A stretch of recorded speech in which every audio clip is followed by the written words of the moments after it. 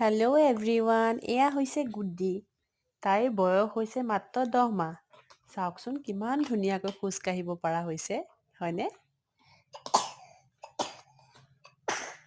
শেষলৈ ভিডিঅ'টো চাব।